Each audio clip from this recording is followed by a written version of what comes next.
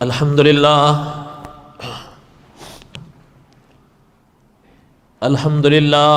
حمدا کثیرا طیبا کما امر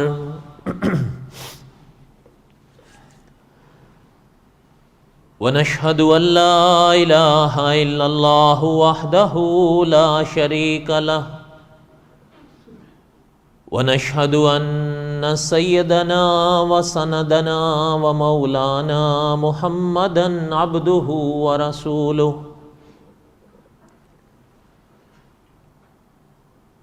اما بعد اعوذ باللہ من الشیطان الرجیم بسم اللہ الرحمن الرحیم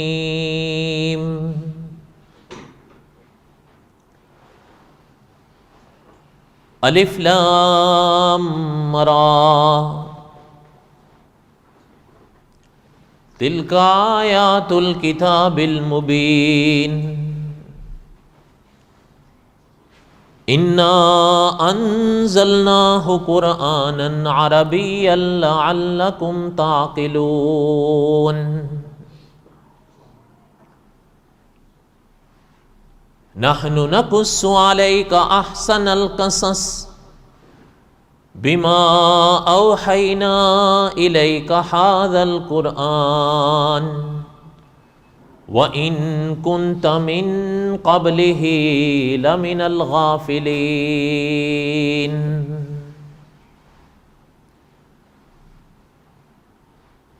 وقال اللہ تعالی فی مقام آخر هو الذی ارسل رسولہ بالہدی ودین الحق لِيُظْهِرَهُ عَلَى الدِّينِ كُلِّهِ وَكَفَى بِاللَّهِ شَهِيدًا محمد رسول اللہ وقال النبی صلی اللہ علیہ وسلم من يرد اللہ بہ خیرا یفقہ فی الدین وقال النبی صلی اللہ علیہ وسلم طلب العلم فریضۃ علی کل مسلم ومسلمہ صدق اللہ العظیم وصدق رسولہ النبی الکریم ونحن علی ذلک لمن الشاہدین والشاکرین والحمد للہ رب العالمین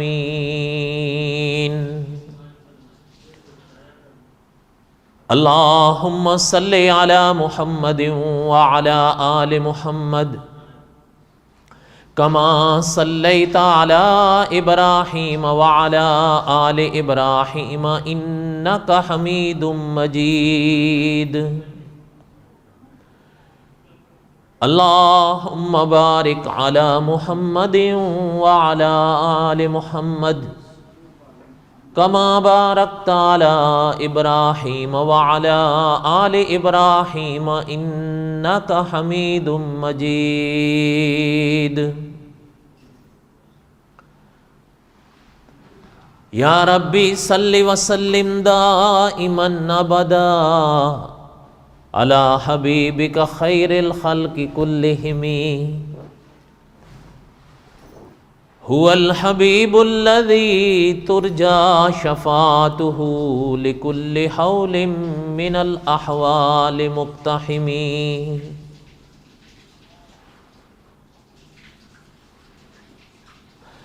ہمہ قسم کی حمد و ثنا اللہ ذات لم یزل لا یزال کی پاک ذات کے لیے،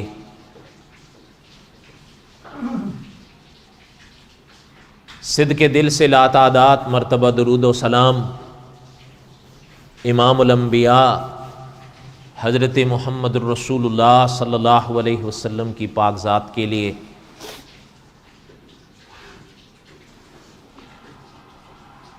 قصص الانبیاء علیہ الصلوۃ والسلام اور حضرت سلیمان علیہ الصلوۃ والسلام کے واقعات میں دہرا رہا تھا۔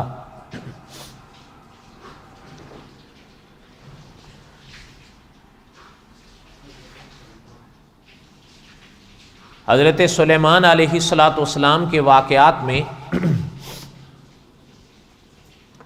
کچھ باتیں گزشتہ جمعہ میں نے پڑھی،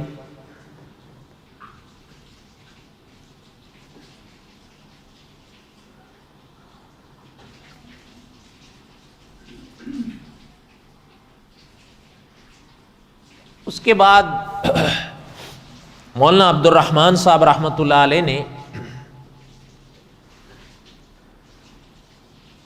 ایک سرخی قائم فرمائی ہے حضرت کے واقعات کے موقع پر، تعمیر بیت المقدس یعنی مسجد اقصی۔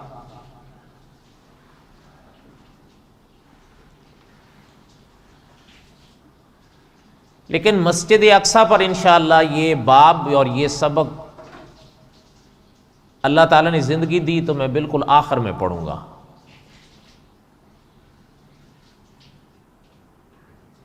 حضرت سلیمان علیہ الصلوۃ والسلام کے واقعات میں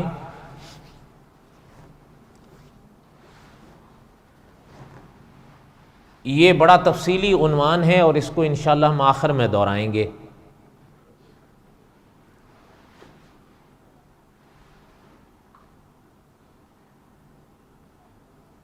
مولانا عبد الرحمن صاحب رحمۃ اللہ علیہ نے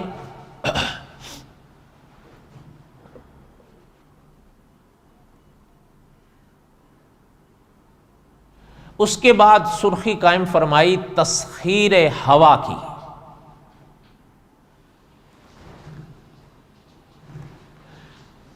علماء نے لکھا ہے کہ اس جملے کا معنی یہ ہے کہ اللہ تعالیٰ نے ہوا کو حضرت سلیمان علیہ الصلوۃ والسلام کے ماتحت کر دیا تھا۔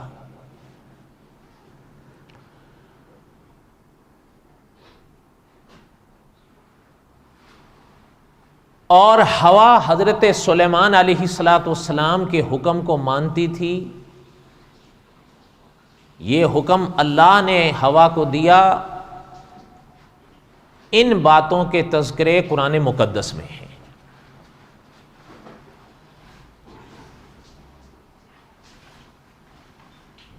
مفتی تقی عثمانی صاحب نے لکھا ہے کہ زیادہ اس حوالے سے واقعات قرآن مقدس نے بیان نہیں فرمائے،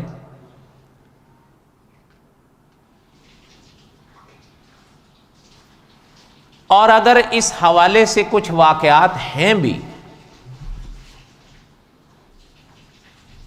تو مولانا حفظ الرحمان سیوہاروی رحمۃ اللہ علیہ نے لکھا ہے کہ اسرائیلیات سے لیے گئے ہیں کچھ کتابوں میں۔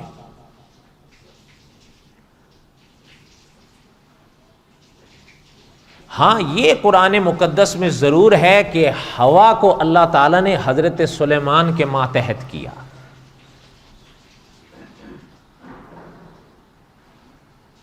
اور آپ اس کو یوں سمجھیں جیسے علماء نے لکھا ہے کہ اس موقع پر گویا حضرت سلیمان ہوا حضرت سلیمان کے اشاروں پہ چل رہی تھی۔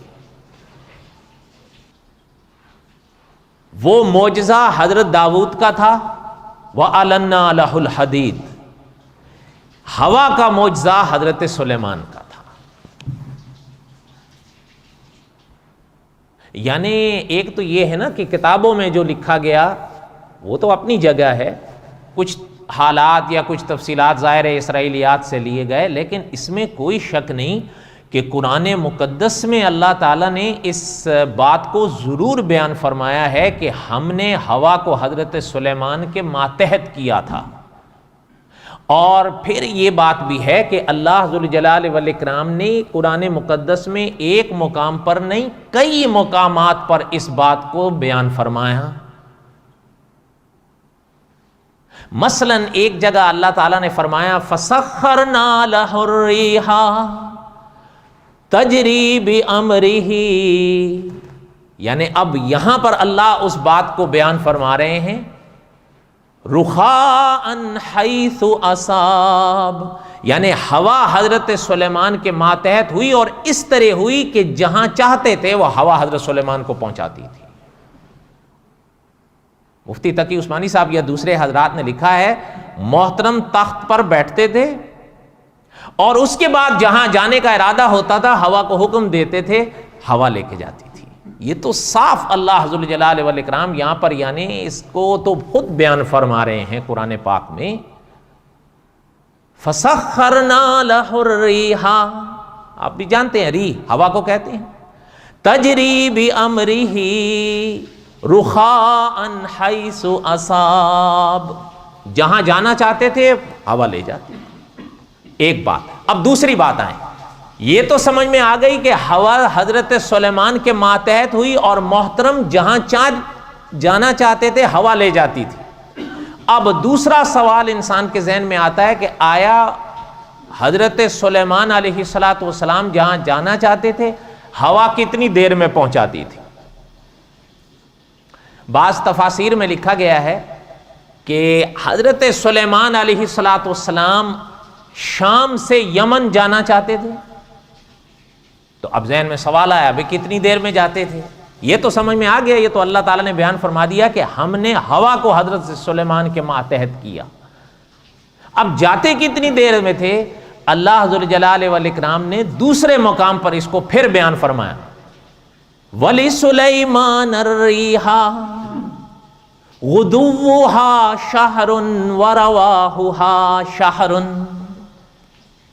وَلِسُلَيْمَانَ الرِّيحَ غُدُوُّهَا شَهْرٌ وَرَوَاحُهَا شَهْرٌ، اللہ نے فرمایا جہاں میرے سلیمان جانا چاہتے تھے ایک مہینہ، مثلا ایک مہینے کا فاصلہ ہے، سفر ہے، راستہ ہے، اللہ فرماتے ہیں وہ پورے مہینے کا جو سفر ہوتا تھا صبح میں طے کر لیتے تھے، اگر مہینے کا سفر ہوتا تھا شام کو طے کر لیتے۔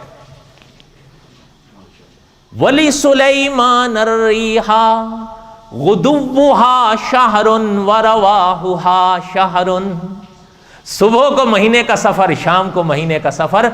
مولانا ادریس کاندلوی رحمۃ اللہ علیہ نے لکھا ہے اس جملے کا معنی یہ ہے کہ امام حسن بصری رحمۃ اللہ علیہ فرمایا کرتے تھے کہ 2 ماہ کا فاصلہ حضرت سلیمان ایک دن میں طے کرتے تھے، اور یہ تو بالکل واضح اللہ تعالیٰ خود فرما رہے ہیں نا۔ چلیں ایک تو ہے نا تفسیری جملہ یا تفسیری وضاحتیں، وہ اپنی جگہ ہیں، لیکن قرآن مقدس کے ان الفاظ پہ آپ غور فرمائیں، وَلِسُلَيْمَانَ الرِّيحَ غُدُوُّهَا شَهْرٌ وَرَوَاحُهَا شَهْرٌ، صبح میں مہینے بھر کا فاصلہ، شام کو مہینے بھر کا فاصلہ۔ مسافت فاصلے کو کہتے ہیں، سفر کو کہتے ہیں۔ اچھا، قرآن مقدس میں ایک اور مقام پر بھی اللہ نے فرمایا وَلِسُلَيْمَانَ الرِّيحَ عَاصِفَةً تَجْرِي بِأَمْرِهِ إِلَى الْأَرْضِ الَّتِي بَارَكْنَا فِيهَا۔ اچھا، یہاں برکت والی زمین کا ذکر ہے، غور سے توجہ سے میری باتوں کو سنا۔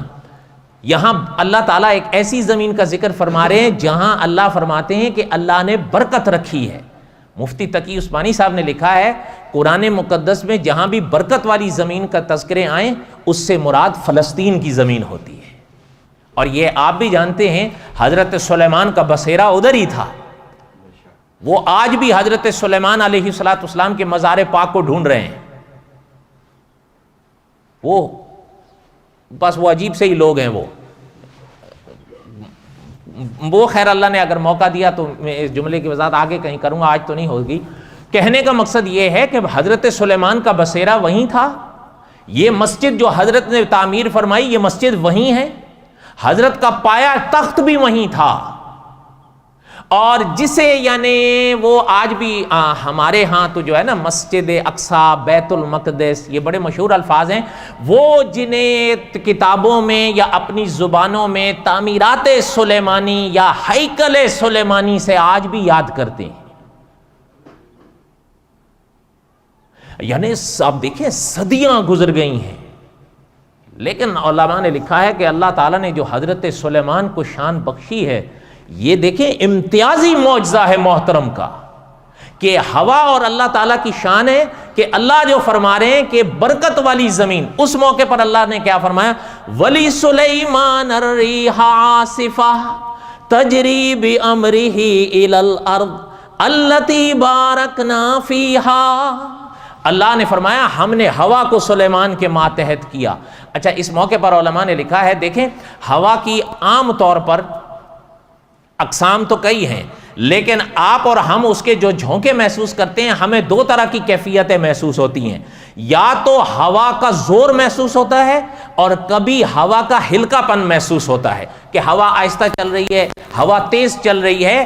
علماء نے لکھا ہے ان جملوں کے موقع پر ولی سلیمان الریح عاصفہ تجری بامرہ الی الارض التی بارکنا فیہا. علماء نے لکھا ہے کہ جب محترم سفر کا ارادہ فرماتے تھے اور تخت پر بیٹھتے تھے تو جب محترم محسوس کرتے تھے کہ اس وقت ہمیں ہوا کے زور کی ضرورت ہے تو حضرت ہوا کو حکم دیتے تھے کہ زور چاہیے. ہوا زور سے اٹھاتی تھی. اور آپ کو پتہ ہے جس وقت سواری ہوا، آپ کو تو اب تجربہ ہو گیا نا، ہوا کی سواری جب اڑنے لگتی ہے اس کو زور چاہیے، جب رکنے لگتی ہے اب اس کو ہلکا پن کی ضرورت ہوتی ہے. تو علماء نے لکھا ہے اس موقع پر جب حضرت سلیمان فرماتے تھے یا ارادہ کرتے تھے کہ اب ہوا کے ہلکے پن کی ضرورت ہے تو پھر محترم ہوا کو حکم دیتے تھے کہ اب ہلکا ہو جاؤ، ہلکی ہو جاؤ. ہوا ہلکی ہو جاتی. حکم اللہ کا تھا، ہوا اللہ کی مخلوق ہے جس کے لیے اللہ حکم. اور یہ حضرت سلیمان کا معجزہ ہے. اور پھر اللہ تعالیٰ نے جو فرمایا کہ یعنی ولی سلیمان الریح عاصفہ تجری بامرہ الی الارض التی بارکنا فیہا. جہاں قدرت نے برکتیں رکھی تھیں اس زمین میں جب حضرت سلیمان سفر کا ارادہ فرماتے تھے یا منزل کا ارادہ فرماتے تھے ہوا لے جاتی. اور میں نے پہلے عرض کیا نا کہ یعنی امام حسن بصری رحمۃ اللہ علیہ فرماتے تھے 2 ماہ کا فاصلہ یا سفر محترم ایک دن میں طے کرتے تھے. یہ محترم کا معجزہ تھا. اور اس پر ہمارا ایمان ہے. دیکھیں میں نے پہلے کہا مولانا حفظ الرحمان سیوہاروی رحمۃ اللہ علیہ فرمایا کرتے تھے کہ جو تفصیلات ان مواقع پر لکھی گئی ہیں اس میں کوئی شک نہیں وہ اسرائیلیات سے لی گئی ہیں، لیکن چلیں جو اسرائیلیات سے تو چلیں انسان بات کر سکتا ہے یا اختلاف کر سکتا ہے کسی لحاظ سے، لیکن جو وضاحتیں اللہ تعالیٰ خود قرآن میں فرما رہے ہیں اب اس میں یعنی اللہ تعالیٰ بچائیں انکار کرنا یا پھر تعویلیں کرنا یہ تو مناسب نہیں ہے. اور میں نے پہلے ابتدا میں عرض کیا کہ ہوا کو حضرت سلیمان کے ماتحت اللہ نے کیا تھا. یہ ایک جگہ نہیں اللہ ایک بار بھی قرآن مقدس میں آ جائے ہمارا ایمان ہے. اب یہاں قرآن مقدس میں اللہ تعالیٰ نے اس مسئلے کو کئی جگہ بیان فرمایا ہے. فَسَخَّرْنَا لَهُ الرِّيحَ تَجْرِي بِأَمْرِهِ رُخَاءً حَيْثُ أَصَابَ. اللہ نے فرمایا جہاں محترم جانا چاہتے تھے ہم نے ہوا کو ان کے ماتحت کر دیا تھا، ہوا لے جاتی تھی. اور پھر میں نے کہا دوسرا سوال انسان کے ذہن میں یہ اٹھتا ہے کہ یہ فاصلے یا وہ فاصلے محترم کتنی دیر میں طے کرتے تھے. تو اسرائیلیات میں اگر کوئی نہیں جانا چاہتا جانے کی ضرورت نہیں. اللہ تعالیٰ نے قرآن مقدس میں دوسرے مقام پر خود ہی فرما دیا ہے ولی سلیمان الریح غدوہا شہر ورواہا شہر کہ وہ فاصلے حضرت سلیمان مہینے کے فاصلے صبح میں طے کرتے تھے، مہینے کے فاصلے شام میں طے کرتے تھے. کیا معنی؟ اگر 2 مہینے کا سفر ہے محترم ایک دن میں طے کرتے تھے. اور پھر قرآن مقدس میں دوسرے مقام پر اللہ تیسرے مقام پر فرما رہے ولی سلیمان الریح عاصفہ. تیز ہوا تیز بھی ہو تب بھی حضرت سلیمان کے ماتحت تھی، ہوا آہستہ ہو تب بھی محترم کے ماتحت تھی. محترم دیکھتے تھے یا چاہتے تھے کہ تیز چاہیے تیز ہو جاتی تھی، محترم چاہتے تھے آہستہ ہو جائے آہستہ ہو جائے. تجری بامرہ الی الارض التی بارکنا فیہا. یہاں اللہ نے برکت والی زمین کا ذکر فرمایا اور مفتی تقی عثمانی صاحب نے لکھا ہے کہ برکت والی جب بھی زمین کے تذکرے قرآن پاک میں آئیں یہ یاد رہے اس سے مراد فلسطین کی زمین ہوتی ہے. دعا کریں اللہ تعالیٰ ان کو کامیاب فرمائیں. اچھا خیر یہاں تک بات سمجھ آئی. اور ایک چیز چلتے چلتے سنیں، میں نے پہلے عرض کیا مفتی تقی عثمانی صاحب نے بھی لکھا ہے یہ ہوا کا اپنا محترم کے تابع ہونا یہ تذکرے قرآن مقدس میں ہیں تفصیلات قرآن مقدس میں نہیں ہیں. اور مولانا حفظ الرحمان سیوہاروی رحمۃ اللہ علیہ نے بھی لکھا ہے کہ اس مواقع پر جن مفسرین نے بھی تفصیلات لکھی ہیں محترم کے واقعات کے، انہوں نے اسرائیلیات سے لیے ہیں، قرآن مقدس میں نہیں ہے. لیکن یہ قرآن مقدس میں ہے کہ ہوا حضرت سلیمان کے ماتحت تھی، اور یہ بھی علماء نے لکھا ہے کہ وہ ماتحت ہوا کا ہونا اللہ کا حکم تھا، حضرت سلیمان کا معجزہ تھا. بات سمجھ آ گئی؟ اور بولو تو صحیح. باقی آپ دیکھیں یہ چیز، ایک چیز یاد رکھیے گا، ہمارے علماء نے لکھا ہے اللہ تعالیٰ قرآن مقدس کے پاک جملوں کو سمجھنے کی توفیق بخشیں. ایک چیز یاد رکھیے گا، قرآن مقدس اگر میں اور آپ پڑھتے ہیں، ظاہر بات ہے میری اور آپ کی مادری زبان عربی نہیں ہے، ایسا ہی ہے نا. آپ اور ہم عربی کو براہ راست نہیں سمجھ پاتے، ہمیں ترجمے کا سہارا لینا پڑتا ہے. ہر آدمی عربی کا ترجمہ نہیں جانتا کہ عربی میں کیا فرمایا گیا. وہ قرآن پاک کی تلاوت عربی میں ہی کرتا ہے. یہ یاد رہے ثواب ضرور ملے گا. میرے ساتھ اس جملے کو کہہ دیں ثواب، کیونکہ آج کچھ ہوائیں غلط چلتی ہیں. انہوں نے یہ نظریات پیش کرنے کی کوشش کی ہے کہ قرآن مقدس کے لفظ کا اگر معنی سمجھ میں نہ آئے تو ثواب نہیں ملتا. ہم اس جملے کے ساتھ اتفاق نہیں کرتے. علماء محققین اور علماء اکابرین نے لکھا ہے کہ قرآن مقدس کی یہ شان ہے، انسان اگر قرآن مقدس کے لفظ کا معنی نہیں سمجھتا یا نہیں جانتا، یہ چلیں ہم کہہ سکتے ہیں کہ کسی لحاظ سے اس کا نقصان ہے، خسارہ ہے، اس کو معنی جاننا چاہیے. لیکن یہ کہنا کہ ان الفاظ پر جو قرآن مقدس کے جو حضور نے پڑھے ان پر فقط پڑھنے سے ثواب نہیں ملے گا، تو یہ بات صحیح نہیں. ثواب ضرور ملے گا. ہاں یہ ضرور بات ہے کہ صاحب قصص الانبیاء نے لکھا ہے کہ اگر ایک انسان ایک آیت پڑھے اور اس کے معنی جانے کہ میں نے کیا معنی جانے ہیں، تو یہ عین ممکن ہے کہ وہ 10 پاروں سے آگے بڑھ جائے گا. اس لیے معنی یہی ہے کہ معنی جاننے چاہیے. یہ کوئی نہیں کہتا کہ معنی نہ جانے، لیکن یہ کہہ دینا کہ کوئی معنی نہیں جانتا تو قرآن مقدس کی محض تلاوت سے ثواب نہیں ملے گا، علماء نے اس سے اختلاف کیا ہے. بات سمجھ آئی ہے؟ اور بولو تو صحیح. ہاں. اور یہ یاد رہے علامہ خالد محمود صاحب رحمۃ اللہ علیہ ایک بات فرمایا کرتے تھے، سبکن محترم فرمایا کرتے تھے، اسلام اور اپنے عقیدے کی آپ کے اور میرے نزدیک حفاظت اور ضمانت پہلوں کی پیروی ہے. کیا ہے؟ پہلوں کی پیروی ہے. یہ یاد رہے. اس کی وضاحتیں بڑی ہیں، اللہ نے موقع دیا تو پھر کسی موقع پر آئے گا تاکہ یہ بات پوری ہو جائے. حضرت سلیمان علیہ السلام کے معجزے کے حوالے سے جو بات عرض کر رہا تھا کہ صاحب قصص الانبیاء نے لکھا ہے، یہ بات ذہن میں رکھا کریں کہ محترم نے لکھا ہے کہ قرآن مقدس کا کوئی لفظ، کوئی آیت، کوئی جملہ آپ پڑھیں، قرآن مقدس کے الفاظ کو ظاہر سے نہ پھیریں.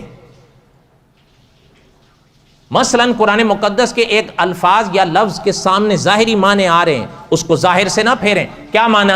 بات کو ذہن کے قریب کرنے کے لیے ایک مثال یہ لے لیں. یہاں پر جو اللہ تعالیٰ نے فرمایا ولی سلیمان الریح عاصفہ، یا دوسرے مقام پر فرمایا ولی سلیمان الریح، اب پھر بھی یہاں حضرت سلیمان اور ہوا کا ذکر آ رہا ہے. ٹھیک ہے، غدوہا شہر ورواہا شہر.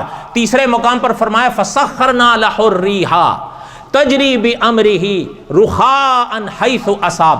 اب یہاں پر ظاہری معنی تو یہی ہے کہ ہوا حضرت سلیمان کے ماتحت ہوئی ہے، ظاہری معنی یہی ہے. اب صاحب قصص الانبیاء نے لکھا ہے اب ان پاک جملوں کا جو ظاہری معنی دل اور دماغ میں اتر رہا ہے اس کو خواہ ظاہر سے نہ پھیرو. کیوں؟ ظاہر سے جب پھیرو گے تو کیوں پھیرو گے؟ اس لیے کہ کچھ لوگوں نے پھیرا، انہوں نے کہا بھائی یہ کیسے ہو سکتا ہے کہ تخت پر حضرت سلیمان بیٹھیں اور ہوا میں اڑ جائیں اور پھر مہینے بھر کے فاصلے جو ہیں وہ پل بھر میں طے کر لیں، یہ کیسے ہو سکتا ہے؟ اچھا جی کیوں نہیں ہو سکتا؟ کہ ہماری عقل میں نہیں آتا. اچھا پھر اب ان سے جب پوچھا گیا، یہ میں کوئی آپ کو رام لیلا نہیں سنا رہا ہوں کہ جس کا نہ سر ہے، نہ سر ہو نہ پیر ہو، بلکہ کچھ لوگوں نے کتابوں میں لکھا ہے. اچھا ان صاحب سے جب مثلا یہ سوال ہوا نا کہ پھر ان جملوں کا معنی کیا ہے، آپ ذرا ان جملوں پر پھر سے غور فرمائیں. فسخرنا لہ الریح تجری بامرہ رخاء حیث اصاب. حضرت اب ان کا ظاہری معنی تو یہی ہے کہ ہوا کو اللہ نے حضرت سلیمان کے ماتحت کیا، محترم جہاں جانا چاہتے تھے لے جاتی تھی. ظاہری معنی تو یہی ہے. اچھا دوسرے مقام پر فرمایا ولی سلیمان الریح، پچھلی آیت میں نام نہیں تھا اس موقع پر، فسخرنا لہ الریح، اللہ نے فرمایا ہم نے مسخر کیا ان کے لیے، یہ ہو حضرت سلیمان کے لیے تھی، لیکن اس آیت میں تو محترم کا نام آ رہا ہے ولی سلیمان الریح غدوها شہر ورواحها شہر. اللہ نے فرمایا کہ وہ فاصلے میرے سلیمان مہینے بھر میں صبح میں طے کرتے تھے، مہینے بھر کا شام میں طے کرتے تھے.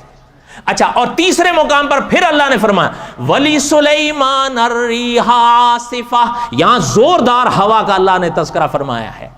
تجری بامرہ الی الارض التی بارکنا فیہا. اب یہاں تو یہی سمجھ میں آ رہا ہے کہ حضرت سلیمان برکت والی زمین پر جانا چاہتے ہیں، ہوا کو حکم دیتے ہیں، ہوا نے پہنچایا. اب ظاہری معنی تو ان آیات کے یہی ہیں، لیکن ان صاحب سے جب انہوں نے کہا کہ یہ تو عقل میں نہیں آتی. اچھا اب پھر ان آیات کا معنی کیا ہے؟ سوال تو ہے نا، پھر ان آیات کا معنی کیا ہے؟ اس نے کہا اصل میں یہ بات یہ ہے کہ ہوا تو تھی لیکن سمندری تھی. اچھا ٹھیک ہے. اچھا اور وہ جو محترم کی سواری تھی، انہوں نے کہا سواری بھی تھی لیکن وہ تخت نہیں تھا، کشتی تھی. اچھا جب کشتی میں محترم سوار ہوتے تھے تو آپ کو پتہ نا اس زمانے میں یہ اپنا ہوا سے کشتیاں چلا کرتی تھی. اس زمانے میں تو ظاہر ہے یہ مشینیں تو نہیں ہوتی تھی نا، یا یہ انجن تو نہیں ہوتے تھے. انہوں نے کہا اصل میں مولویوں کو دھوکہ لگ گیا، یہ تو ایک کشتی میں محترم سوار ہوتے تھے اور بادبانی کشتیاں ہوتی تھیں، ہوا کے ذریعے چلتی تھی، یہاں سے وہاں وہاں سے یہاں. تو اب یہ جو ہے اپنا انہوں نے جو ہے دھوکہ لگ گیا، انہوں نے اس سے تخت بنا اور ہوائی جہاز مراد لے لیا. ظاہر بات ہے اسے یہ ہوائی جہاز مراد نہیں مانا. یہ کہ یہ تو ذکر ہے کتابوں میں کہ حضرت سلیمان، یہ تو پتہ چل گیا نا کہ ہوا، یہ تو قرآن مقدس میں آیا کہ ہوا حضرت سلیمان کے تابع تھی، اور محترم جہاں جانا چاہتے تھے اگر 2 مہینے کا سفر ہے تو کتنے دن میں طے کرتے تھے؟ اور یہ تو ہے. اب تفسیروں میں یہ آتا ہے کہ وہ سفر محترم تخت پر کرتے تھے. انہوں نے کہا نہیں یہ مولویوں کو دھوکا ہوا، تخت وقت کوئی نہیں تھا، کشتی تھی اور سمندر میں سفر ہوتا. اچھا اب میں آپ سے پوچھتا ہوں، سمندر میں ہوا کے سہارے کشتی صرف حضرت سلیمان کی چلتی تھی؟ اور بولو تو صحیح نہیں، یہ تو عام چلتی تھی نا. اس زمانے میں سفر کے 2 ہی راستے ہوتے تھے، بری یا بحری. تیسرا راستہ ہوائی سفر کا اس زمانے میں حضرت سلیمان کے لیے ہوا، اور یہ محترم کا معجزہ تھا. انہوں نے چونکہ وہ معجزات کے، یہ لوگ جن کی میں بات کر رہا ہوں وہ لوگ معجزات کے قائل نہیں ہیں، وہ کہتے ہیں عقل میں نہیں آتی، عقل نہیں مانتی اس چیز کو، یہ کیسے ہو سکتا ہے. یاد رہے مولانا ادریس کاندلوی رحمۃ اللہ علیہ نے لکھا ہے بھائی بات یہ ہے معجزات خلاف عقل نہیں ہوا کرتے، ورائے عقل ہوا کرتے ہیں. مانا کیا؟ معجزات کی شان یہ ہے آپ کی اور میری عقل کی پرواز یہاں تک ہے، ہماری عقل وہاں جا نہیں پا رہی، ہم اسے خلاف عقل سمجھ رہے ہیں. خلاف عقل نہیں، ورائے عقل ہے. پھر دوسری بات، حضرت سلیمان خود اڑے تھے؟ بولو تو صحیح، خود اڑے تھے. یہاں اللہ تعالیٰ جو صاف خود فرما رہے ہیں فَسَخَّرْنَا لَهُ الرِّيحَ، ہوا کو حضرت سلیمان کے تابع کس نے کیا تھا؟ اللہ نے کیا تھا. تو اللہ کی تو شان یہ ہے کہ عَلَىٰ كُلِّ شَيْءٍ قدیر. علامہ خالد محمود صاحب رحمۃ اللہ علیہ نے لکھا ہے کہ جہاں بات اللہ کی آئے کہ اللہ فرمائیں گے ہم نے کیا، تو پھر کیوں کیسے یہ سوال ہی ختم ہو جاتے ہیں. آپ دیکھتے نہیں کہ حضور کے سفر کا ذکر اللہ نے قرآن مقدس کے ایک مقام پر فرمایا، اور حضور کے وہ اسفار میں بڑا سفر تھا، اور حضور کے معجزات میں سے بڑا معجزہ تھا سبحان الذی اسری بعبدہ لیلا من المسجد الحرام الی المسجد الاقصی. اچھا یہ تو آپ نے سنا ہے نا کہ حضور کے اس سفر کی ابتدا مسجد حرام سے ہوئی اور محترم گئے کہاں؟ مسجد اقصی. لیکن ایک بات پر دھیان دیں، اس موقع پر بھی سوال ذہن میں ابھرنے لگتا ہے، جیسے حضرت سلیمان کے سفر کے موقع پر ذہن میں ابھرا کہ حضرت سلیمان کا وہ سفر کتنے مدت کا ہوتا تھا. اللہ تعالیٰ نے کلام پاک میں خود جواب دے دیا نا کہ ولی سلیمان الریحا غدوہا شہر ورواہا شہر، 2 مہینے کا فاصلہ محترم کتنے دن میں طے کرتے تھے؟ 1۔ اب یہاں پر پھر سوال ابھرا کہ حضور کا جو سفر معراج کا ہوا تھا مسجد حرام سے مسجد اقصی، اور یہ یاد رہے مسجد حرام سے مسجد اقصی کا درمیانی فاصلہ 2500 کلومیٹر ہے۔ اگر میرے ساتھ کہہ دیں کتنا ہے؟ 2500 کلومیٹر ہے۔ اب ذہن میں یہ سوال اٹھتا ہے کہ حضور نے یہ، اس زمانے میں جہاز تو نہیں تھے نا، ٹھیک ہے، ریل گاڑیاں نہیں تھی، اب حضور نے یہ سفر کتنی دیر میں طے کیا؟ علماء نے لکھا ہے اللہ تعالیٰ نے خود قرآن میں پاک میں جواب دیا ہے، جس طرح حضرت سلیمان کے لیے دیا ہے غدوہا شہر ورواہا شہر، حضور کے لیے بھی دیا ہے۔ توجہ دینا، سبحان الذی اسری بعبدہ لیلا من المسجد الحرام الی المسجد اقصی، اللہ نے فرمایا پاک ہے وہ ذات جو لے گئی اپنے بندے کو لیلن، رات میں، من المسجد الحرام الی المسجد الاقصی، مسجد حرام سے مسجد اقصی تک۔ علماء مفسرین نے لکھا ہے اس سوال کا جواب اللہ نے خود ہی اس آیت میں دے دیا ہے کہ یہ 2500 کا فاصلہ لیلن، علماء نے لکھا ہے لیلن یہ پوری رات کے لیے عربی میں نہیں استعمال ہوتا، تنوین ہے، جب تنوین آئے تو عربی میں تنوین قلت کا فائدہ دیتی ہے۔ معنی کیا ہوا؟ پوری رات کے لیے عربی میں آتا ہے اللیل، اور رات کے صرف ایک حصے کے لیے آتا ہے لیلن۔ جب لیلن کا لفظ آیا تو پتہ چلتا ہے کہ حضور کا معراج کا سفر پوری رات میں نہیں ہوا تھا، رات کے صرف ایک حصے میں ہوا تھا۔ اب یہ سوال کہ بھائی یہ کیسے ہو گیا؟ علماء نے لکھا ہے اللہ نے حضرت سلیمان کے ہوا کے تابع ہونے کے وقت بھی اس کا جواب دیا ہے، فَسَخَّرْنَا لَهُ الرِّيحَ، ہوا کو حضرت سلیمان کے تابع ہم نے کیا تھا۔ سبحان الذی اسری بعبدہ لیلا، حضور کو مسجد اقصی، مسجد حرام سے مسجد اقصی اللہ نے پہنچایا تھا۔ اور پھر یہی بات حضرت عیسیٰ کے لیے بھی اللہ نے فرمائی کہ محترم کا زمین سے اوپر جو جانا ہوا تو اس موقع پر بھی اللہ نے یہی فرمایا ہے کہ حضرت عیسیٰ خود نہیں چلے گئے تھے، بر رفعہ اللہ، انہیں اللہ لے گیا تھا۔ ہم یہ کہتے ہیں جب یہ ساری باتیں ہو گئیں کہ یہ سارے کام اللہ نے کیے ہیں تو پھر اللہ جو چاہیں کر دیں، اس لیے کہ اللہ کا تعارف جن انبیاء نے کرایا ہے، اللہ کی شان انبیاء نے یہی بتائی ہے کہ علی کل شیء، تو بات ختم ہو گئی یا نہیں ہو گئی؟ اب یہ کہنا کہ یہ خلاف عقل ہے، یہ خلاف عقل نہیں، ورائے عقل ہیں۔ ورائے عقل ہونا اور بات ہے، اور خلاف عقل ہونا، یہ بات سمجھ آ گئی؟ یہ علماء نے اس موقع پر لکھا ہے کہ حضرت سلیمان کا معجزہ تھا، اور یہ بھی علماء نے لکھا ہے کہ یہ شانیں جو حضرت سلیمان کو اللہ نے بخشیں امتیازی شانیں تھیں، اور یہ بھی علماء نے لکھا ہے کہ یہ حضرت سلیمان کی دعاؤں کے پھل تھے۔ کون سی دعا کے پھل تھے جس کا ذکر میں نے پچھلے جمعے میں کیا تھا؟ وہ بھی قرآن مقدس میں ہے۔ حضرت سلیمان کی اپنی یہ دعا تھی، قال رب اغفر لی وہب لی ملکا لا ینبغی لأحد من بعدی، کہ اللہ مجھے وہ سلطنت بخش جو میرے بعد پھر کسی کا نصیب نہ ہو۔ انک انت الوہاب، پیغمبر ہوتے ہیں، لیے الفاظ پہ غور فرمائیں۔ وہاب کس کا نام ہے؟ اور وہاب کا معنی کیا ہے؟ بولو تو صحیح۔ نہیں جی، دوست معنی نہیں ہے، بتاؤں، یاد رہے گا آپ کے ذہن میں شاید وہ حبیب احب اس طرف ذہن گیا ہے، نہیں، وہاب کا یہ اس طرف معنی، یعنی انک انت الوہاب، وہاب کا معنی یہ جو بہت زیادہ دینے والا۔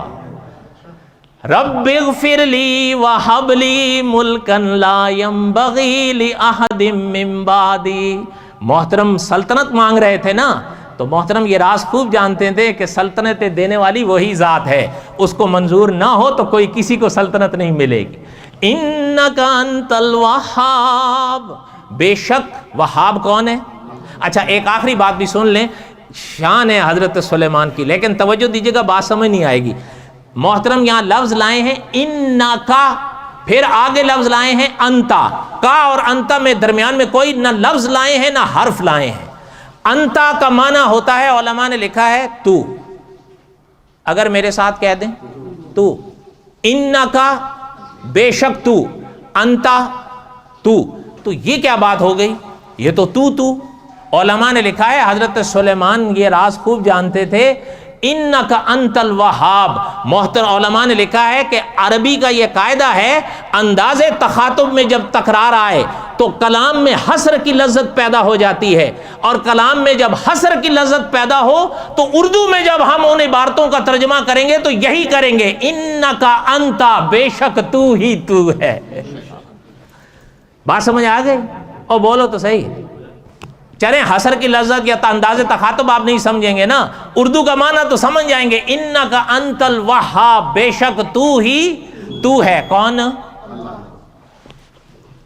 ایک آخری بات حضور کی بھی مجھے یاد آ گئی تھی لیکن گھنٹی بج گئی اور میری باتیں ختم ہوتی نہیں. بقیہ تک قصہ حضرت سلیمان انشاءاللہ 2 ہفتے بعد. وما علینا الا البلاغ المبین.